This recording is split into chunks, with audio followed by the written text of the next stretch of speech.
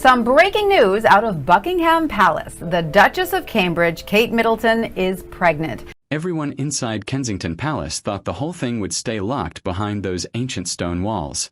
It was meant to. Only a tiny circle of people even knew what was unfolding, and they were sworn to silence. But big news has a way of slipping through cracks, even in the most guarded place in Britain. A few murmurs here, a hushed phone call there, and suddenly something that was supposed to be private started to take on a life of its own. Then, late one night, someone placed a single sheet of paper into an envelope and sealed it like it was a state secret. It wasn't long or dramatic, but what was written on that page would ripple through the royal household in a way no one expected. When Prince William finally opened it, he didn't speak. He just studied it as if the words might change if he blinked. Catherine stood beside him, her hand resting on his shoulder, both of them knowing that life was about to shift once again. The name they had chosen for their fourth child wasn't simply a name. It carried history. It carried weight. And it was guaranteed to spark reactions they couldn't control. But they chose it anyway. And when the world eventually heard what William and Catherine decided to call their daughter, celebrations broke out in some places, while in others, people practically shouted at their television screens. Talk shows lit up. Commentators argued like the future of the monarchy depended on it. Everybody seemed to have an opinion, and none of them were quiet. Why? Why would a baby's name set the world on fire? What could possibly make adults fight over it on live TV? This is the real story behind the most explosive royal baby name of the modern era. And trust me, what comes next may completely change how you see everything.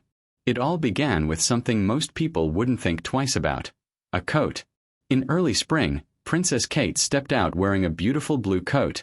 Elegant, polished, but strangely roomy. People who follow royal fashion noticed immediately.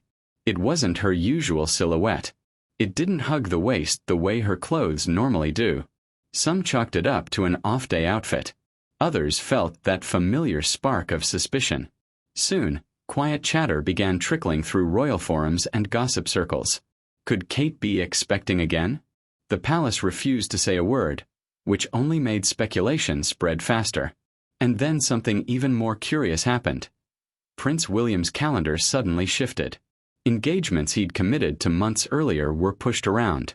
His team cited timing conflicts, but longtime royal watchers saw a different pattern forming. William was staying closer to home. Trips that required him to spend nights away were being shortened, postponed, or quietly removed altogether. Even his security team seemed to be adjusting the way they moved around him and Catherine, almost as if they were preparing for something the public wasn't supposed to see yet. And that's where everything truly began. Wherever William and Catherine went, the people around them started behaving in a way that didn't quite match their usual routine. Their security detail became sharper, more focused, almost as if they were guarding not just royals, but something delicate, something that needed an extra layer of protection. And then came the moment that set royal watchers buzzing: the hospital visits. The Princess of Wales was spotted slipping out of a high-end medical building in central London. Not once, but 3 separate times in a single month. Each time she kept her chin tucked down, sunglasses on, moving quickly with her protection officers close around her. That building wasn't just any clinic. It housed some of the country's top specialists, the sort you only see when something significant is going on. Reporters tried to pry, calling doctors, staff, anyone who might whisper a clue. But nobody cracked. Not a word. That level of silence doesn't happen unless someone powerful makes it clear that this is serious. And then the children disappeared from school.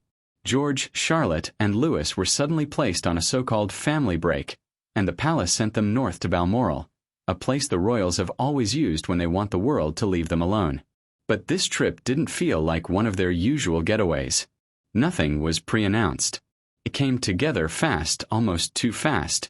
Even the staff at Balmoral were told only the basics. Expect the family, prepare the house, ask no questions. When William and Kate arrived with the kids, they made their wishes clear from the start. Privacy. Absolute privacy. No guests, no meetings, no polite drop-ins from extended relatives. Just the 5 of them, tucked away in the old stone castle with something important to talk about.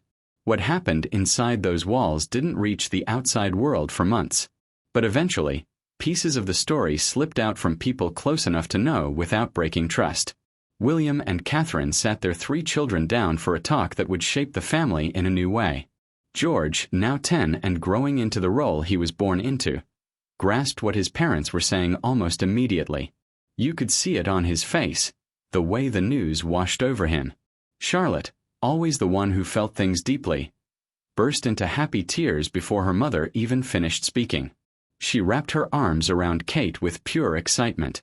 And little Louis, being Louis, had one main question. Does this mean I'm not the baby anymore?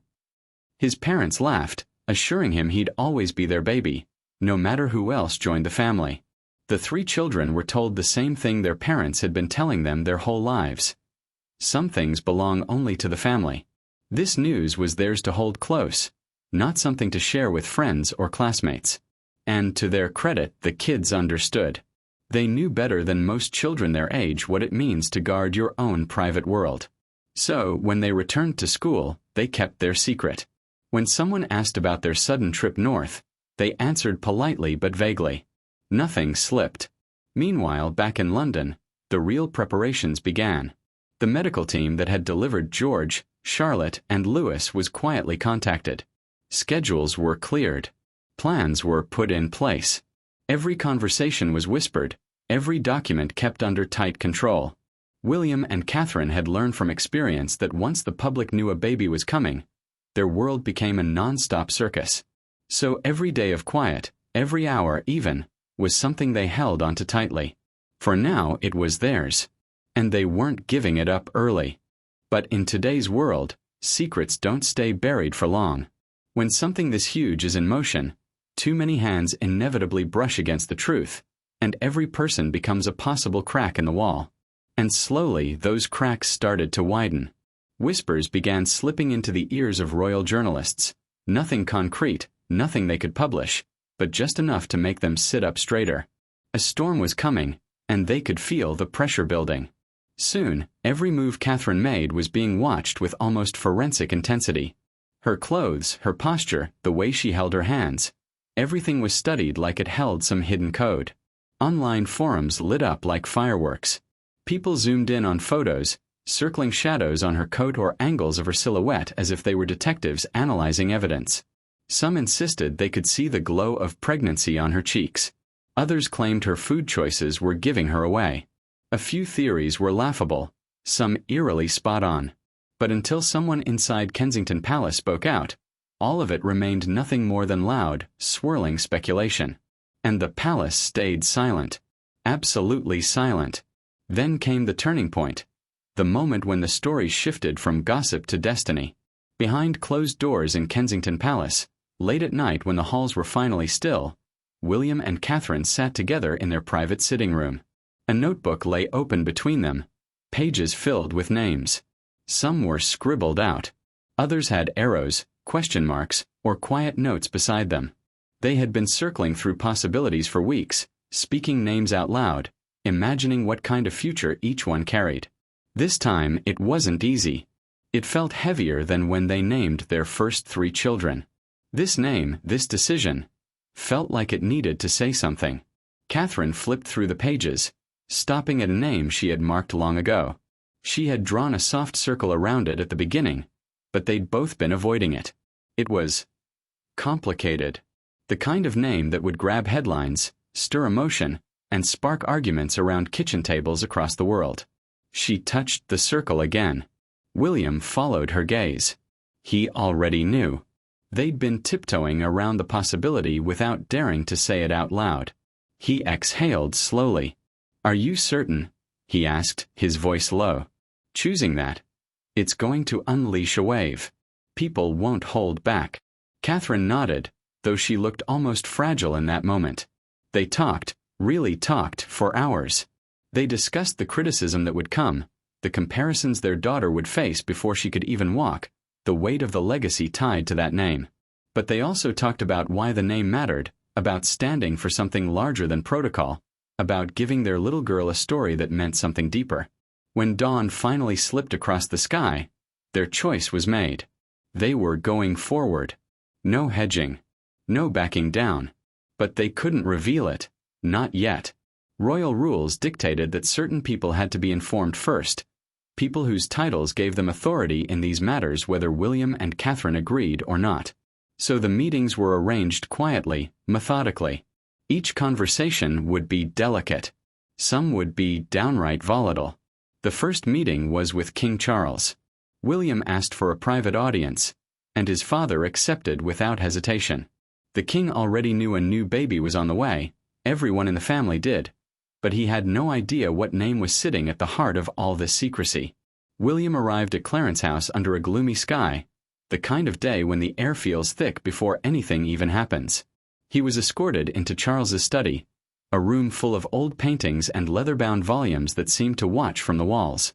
There was no easing into small talk, no gentle transition. William got straight. William didn't dance around it. He said the name plainly, and the moment it left his mouth, the entire room seemed to freeze. Charles didn't respond right away. He simply stared at his son, searching his face, measuring the meaning behind the words. William sat there, heartbeat thudding in his chest, bracing for whatever came next. Slowly, Charles rose from his chair and walked to the window. Rain tapped against the glass as he stood there, motionless, his back turned. Seconds stretched into minutes. William had no idea what his father was thinking. Finally, Charles turned. His voice was steady, almost gentle. "Explain it to me. Tell me why." So William did. He spoke openly, more openly than he had in a long time, about the emptiness left behind after his mother died, how her absence still echoed through the milestones of his life. He talked about how he wanted his children to feel connected to her in a way deeper than stories on a page or grainy video clips. He spoke of Diana's compassion, her bravery, the way she reached people others overlooked. He said he wanted those values to be woven into the next generation, carried forward by a little girl who would bear her name. Charles listened quietly, hands folded, not interrupting once. When William finished, another long pause followed. Then the king nodded slowly, the tension in the room softening. "If this is what you and Catherine truly want," he said, "then I will stand with you." Relief broke over William like warm water. He had walked in expecting resistance, lectures about optics, reminders of tradition, warnings about the tidal wave of public reaction. Instead, he found understanding. Charles, perhaps more than anyone, knew how grief carves permanent places in your life, how honoring someone lost can be healing, even when it stirs controversy. They ended the meeting with an embrace, father and son agreeing on something that would ripple far beyond their own family. The next conversation was nothing like that.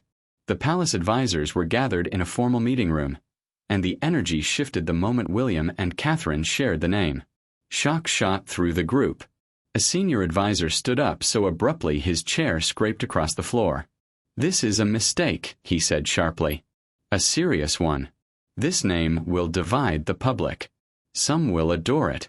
Others will see it as inappropriate. You're setting your daughter up for impossible expectations." A wave of similar concerns filled the room.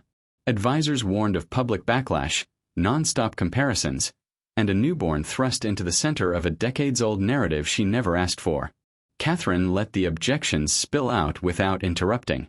But once the room started to settle, she spoke. Her voice was calm, but there was steel behind it. "With respect," she said, "this is our decision. This is our child. We have thought through everything you're saying. We understand the complications, and we're choosing to move forward anyway. We're not asking the palace for approval. We're informing you so you can prepare." The room fell silent. The advisors exchanged uncertain looks. They knew the line had been drawn. The decision was final. Their job was no longer to prevent it. Their job was to manage it. And so preparations began. Draft statements were written and rewritten. Media strategies were built. Potential criticisms were listed, analyzed, and matched with carefully crafted responses. Teams worked late into the night, knowing they had only a short window before the world found out. William and Catherine stayed involved but kept a healthy distance. They didn't need to micromanage. Their part was done. The rest was up to the machinery of the institution. But even with all the caution, all the secrecy, and all the planning, the truth had started to seep out. Little hints. Half-heard conversations. Someone who knew someone who had been in the room. Familiar network chains that pass whispers long before they pass facts. And slowly, the rumor mill began to churn again. The moment the name Diana entered the rumor circuit, London's most connected circles felt the shift. Wealthy insiders, political figures, and society regulars began trading whispers, and before long the betting markets reflected it. Odds on the name tightened almost overnight, an unmistakable sign that someone with privileged information had been talking. Royal correspondents, hearing the same rumor from entirely different corners, quietly drafted stories they weren't yet allowed to publish. As Catherine's due date crept closer, the palace tightened security even further. The hospital was discreetly alerted, special protocols were activated, and every route from Kensington Palace to the maternity ward was mapped and rehearsed. Rooms were sealed off. Staff were background checked again. Equipment was prepped. Everything was in place. All they needed was for the baby to choose her moment. That moment arrived on a quiet Tuesday morning, the kind where the leaves were just starting to turn, and the city felt half awake. And with one phone call, months of planning shifted into motion. The drive to the hospital unfolded under cover of darkness. Empty roads, streetlights still glowing, London barely stirring. In the back seat, Catherine focused on her breathing, her face calm but concentrated. William sat beside her, fingers intertwined with hers, gently tracing circles on her skin the way he had during every previous birth. They didn't speak. They didn't need to. They both knew exactly what this day meant. The hospital corridors had already been cleared when they arrived. Security swept the hallways, and Catherine was ushered into the private maternity suite. The lead obstetrician, who had guided all three of their earlier births, was waiting with her team, offering a warm smile and a reassuring voice that instantly softened the room. Machines were checked. Monitors were attached. And then, everyone stepped back to let nature lead.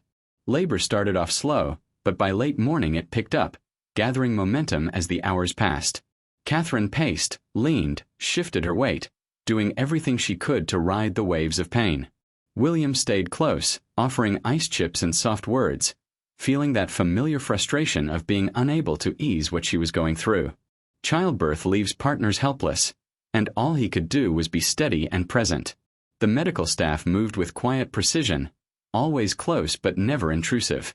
They watched every number on every screen, prepared for emergencies but hoping everything would unfold smoothly on its own. Back home, George, Charlotte, and Louis were buzzing with nervous excitement. They knew the baby was on the way. They knew today was the day. They hovered near the phone, checking it constantly, asking the time every few minutes.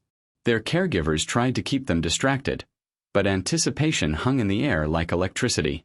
As afternoon slipped toward evening, Catherine's contractions became sharper, stronger, demanding every ounce of her attention.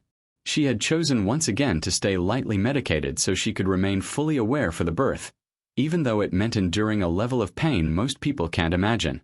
But she had done this 3 times already. She knew her strength. She trusted her body. William watched her with awe. Every time he saw her bring a child into the world, it struck him all over again. How powerful she was, how determined, how steady. He loved her fiercely on ordinary days, but in these moments, that love multiplied into something overwhelming. And all the while, the clock kept ticking toward the moment that would change not just their family, but the entire royal story. At last, after hours of steady effort, the room shifted. The doctor's voice took on that unmistakable tone. This was it. Catherine gathered the last of her strength, pushed once more, and in an instant their daughter entered the world. Time seemed to pause. The medical team moved with purposeful urgency, checking tiny fingers, tiny lungs, tiny heartbeats, every detail perfect. She was breathtaking. They laid the newborn on Catherine's chest, warm skin against warm skin, mother and daughter meeting in the most intimate way possible. Kate's face glowed with relief and wonder. William looked stunned, overwhelmed, the kind of overwhelmed that comes with a love so fierce it almost knocks the breath out of you. A few nurses wiped their eyes, and no one pretended it was anything less than extraordinary. Birth always had a way of softening even the hardest edges. William stared at his second daughter as if the world had narrowed to just the three of them. How could someone so new feel so familiar, so essential? He kissed Catherine's forehead, then reached down to stroke his daughter's hand. She wrapped her tiny fingers around his. That little grip felt like a lifelong vow. The first call had to be to the king. William stepped into the hallway, voice thick and trembling. "She's here," he said. "She's perfect." Charles's reply cracked with emotion. He asked about Kate, about the baby, about when he might come see them.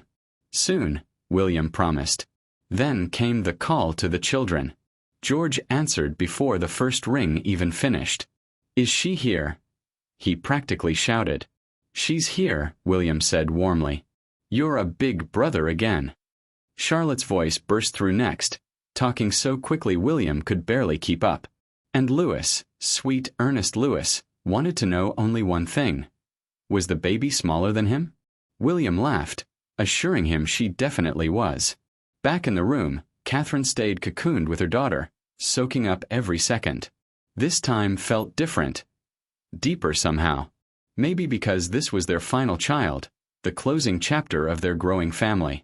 Maybe because the name they'd chosen carried so much weight. Even the quiet moments seemed charged with meaning. Later that night, after the checks were done and the room had settled into peace, William and Catherine sat together with their daughter sleeping between them. William turned to her. "I'm ready if you are," he said softly. Kate nodded. "Then tomorrow," she said, "we tell the world." The announcement that made the internet explode. Morning arrived with a nervous hum. The palace communications team had been up since dawn. Press releases drafted, social posts timed, spokespersons briefed, headlines anticipated. Everything waited on one final nod from the couple. The children arrived early, bursting into the hospital room, eager to meet their sister properly.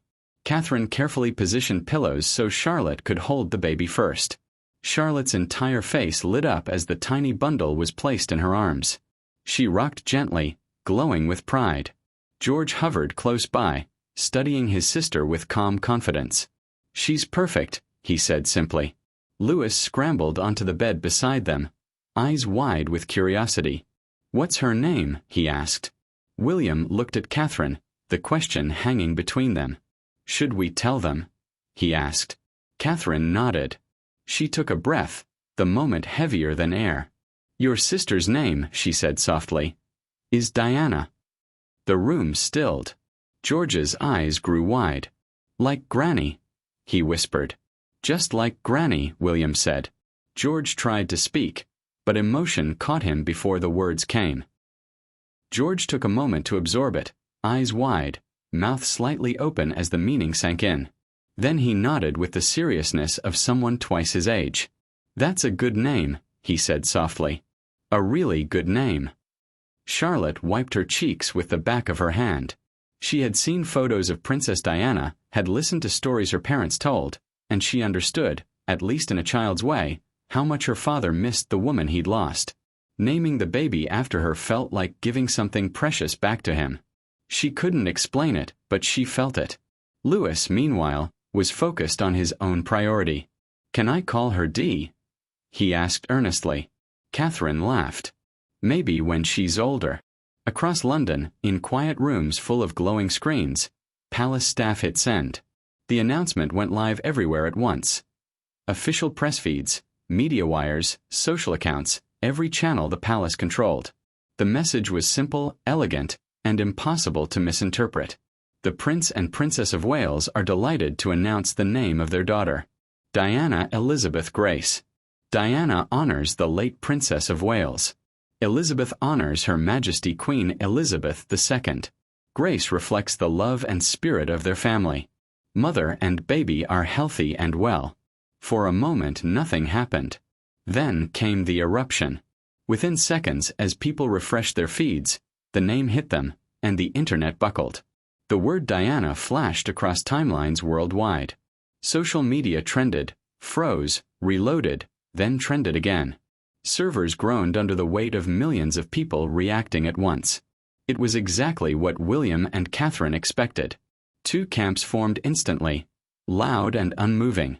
One side was overjoyed. They called the choice perfect, a tribute wrapped in love. Posts poured in from people who had adored Princess Diana, sharing memories, photos, stories of how she'd impacted their lives. Videos of Diana's charity work resurfaced. Comments flooded with hearts and crying emojis. Celebrities chimed in with congratulations. Heads of state issued statements praising the sentiment. For millions, it felt like healing. But the other side was furious. To them, it was irresponsible, unfair to the baby, a burden she hadn't chosen. Critics said William and Catherine were resurrecting painful history for attention. Commentators warned the child would be trapped under the shadow of a grandmother she never met. Angry posts surged through every platform. Pundits yelled on morning shows. Opinion writers sharpened their language and went to work. It wasn't just a debate about a name anymore. It was a debate about the monarchy itself. Tradition versus change. Past versus future. Loyalty to the institution versus loyalty to the memory of a woman who challenged it. No one agreed. And everyone had something to say. Living with the legacy. Days passed, and the initial storm finally began to ease. William and Kate brought little Diana home to Adelaide Cottage, settling back into the rhythm of newborn life. The house felt fuller, warmer. The older children adjusted quickly, falling back into a familiar pattern of sibling bickering and enthusiastic helping. They argued over who got to hold her, who picked her pajamas, who got to choose the lullaby. It had nothing to do with her name, just normal life with a new baby. But outside their home, the ripple effect continued. Baby name registries across the country reported sudden spikes. Parents flooded schools and local authorities with birth registrations for daughters named Diana. It shot up the popularity charts overnight. The name had never disappeared, but now it was everywhere again, revived by the announcement. Charles visited often in those first weeks. He'd take the baby in his arms, rocking gently as he spoke to her about the grandmother she was named for. William would watch, feeling something inside him loosen, some knot of grief that had been there for decades. It wasn't healed completely, but it was shifting. People noticed the king changing too. He began mentioning Diana more often, casually, naturally, in speeches or public remarks. Not in a sensational way, in a human way. And the public listened. The press, meanwhile, was relentless. Requests poured into the palace daily. Photos, interviews, details, anything at all. But William and Catherine had learned hard lessons from the past. Access would be limited. Information controlled. Their daughter would be protected fiercely. A handful of official portraits were released when Diana was 3 weeks old. Simple, beautiful images taken by Catherine herself. Mother and daughter, peaceful and close, untouched by the noise outside. And slowly, the fever around the name began to subside. Not because opinions changed, but because life moved forward and people adjusted. Time smoothed things out, as it always does. People still debated the name, but the heat faded. Other headlines took over.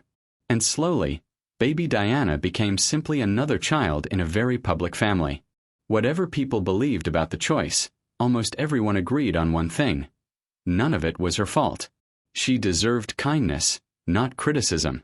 William and Catherine began easing her into royal life carefully, choosing events that felt right for a baby with such symbolic weight. Her first public appearance was at a charity connected to the work her grandmother had once championed. It was a deliberate choice, quiet, respectful, meaningful. Diana slept through most of it, swaddled in white as Catherine moved from conversation to conversation. And yet her presence carried a gentle power. People felt it.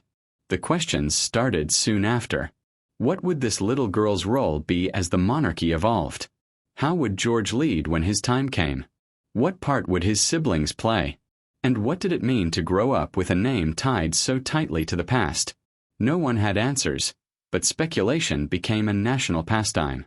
Months later, William broke his silence in a long interview. He didn't dodge the hard parts. "I wanted my mother to be woven into my children's lives," he said.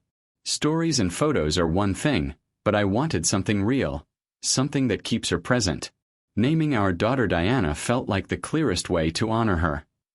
Catherine shared her own perspective soon after. Her name is not a costume she's expected to wear, she said gently. She is not her grandmother's replacement. She's her own person with her own life ahead of her. The name is a tribute, not a cage. We'll teach her who Diana was, what she stood for, and then we'll help her find her own path. Those interviews softened public opinion. People began to see the thoughtfulness behind the decision. This wasn't a stunt. It was an act of remembrance, offered with care, not carelessness. It would take years to know whether naming her Diana had been the right move. But for now, the parents focused on the things that mattered. Her tiny laugh, her determined crawl, the wobbly steps that made the whole family cheer. The legacy didn't disappear. It just stepped into the background. Day by day, she became simply Diana, a little girl growing into herself. And interestingly, the monarchy shifted, too. By choosing to honor someone whose relationship with the institution had been complicated, William and Catherine signaled a new openness, a willingness to acknowledge the past honestly while imagining a kinder, more modern future. It was subtle, but people who paid attention felt the change. On quiet nights, when the house was finally still, William sometimes stood beside Diana's crib listening to her soft breathing. She was so tiny, yet the significance of her name hung in the air like a shadow he both feared and cherished. Catherine would join him, sliding her hand into his. "Does it worry you?" she murmured. "Of course," he whispered. "But I also believe we gave her something meaningful, something anchored in love. The rest of her life is hers to shape, and I think she'll grow into it beautifully." Catherine rested her head against him.